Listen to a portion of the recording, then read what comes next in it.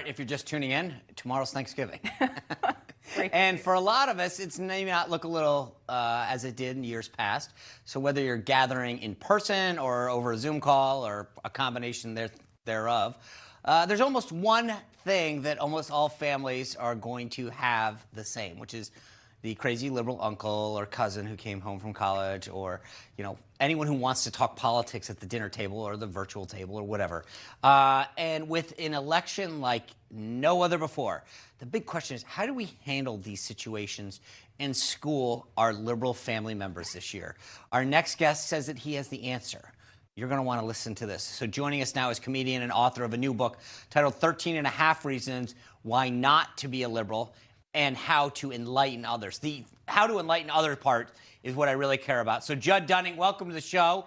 I do have to ask you about the half one later. But first, explain to me how you think it's best to handle these uncomfortable Thanksgiving family conversations that go political, where they try to start talking about how great Biden is or some problem with President Trump.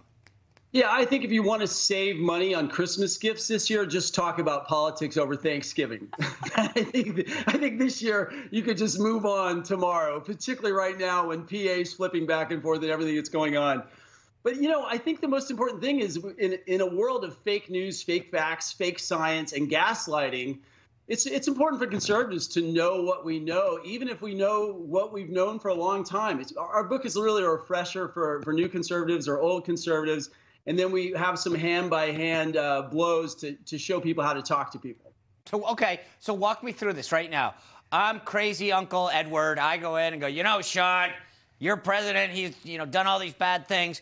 What's the comeback? Like, what do I do to take the temperature down? Do I just say, hey, Uncle Edward, go outside? Well, it depends what chapter you read. I mean, the one thing is when somebody calls me a racist for being a Republican, I just say, okay, well, you're a pedophile. Does that make sense? I mean, it's like you could go far because that's how irrational it got this year. It was moral incredulity toward people. It was racism, or you were, broken. So the first thing you have to do, as Ben Shapiro says, is jump to the fire with a sense of humor. But are you polite about it? Do you go like, you're a pedophile? Can you pass the mashed potatoes? Pass the mashed potatoes. Yeah, no, but I'm saying, that's not your big. You've got to shock back when it got so bad this year, and then you've got to backtrack through rationality. So our book actually opens up with a win-win. It's like, look for the win-win. You're not going to convert the unconverted. The big loser in this year was the media. Congrats to Newsmax for going further. But the media burnt a bridge. They burn a bridge between the left and the right. Yeah. So you have to have moderate expectations right now during this period, but elsewise seek to understand, because ultimately Democrats, good Democrats, old school labor Democrats and Republicans still want the same things. So you got to find common ground, but you can't do it easily anymore. Okay, you talk about finding common ground. You actually started out as a liberal, so you kind of understand some of that thinking there. What changed for you, and what do you feel like is a conversation to find that middle ground and say, all right, we can find an even playing field here?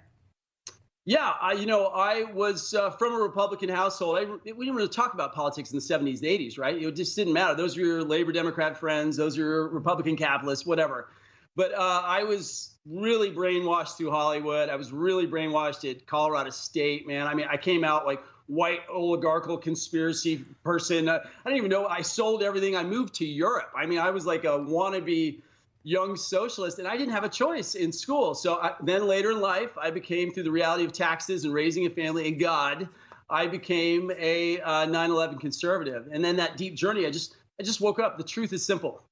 The truth is simple. That's what our book is about. And whether you're a seasoned conservative or not, Newsmax, Humanics, your publishing wing, came behind us, and there was like 500 rejections. We finally got to. It's not easy to make a conservative book.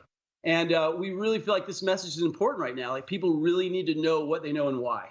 So why 13 and a half? So the half reason is abortion. So it's 12 principles, and Trump, because Trump is an employee for a period of time, although I'm a big fan.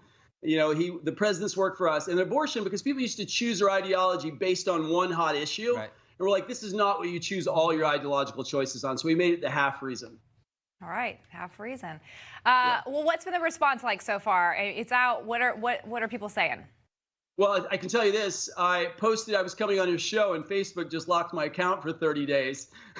You're joking. I'm not kidding. But, there's been I'm doing a show with Michael Loftus at BulletPointNation as well. The book, obviously, is on Amazon, 13.5 Reasons, through your company as well. People are really enjoying it. I mean, Michael's selling out. We're getting our voice out there. We're trying to have a good time because we're all just Americans.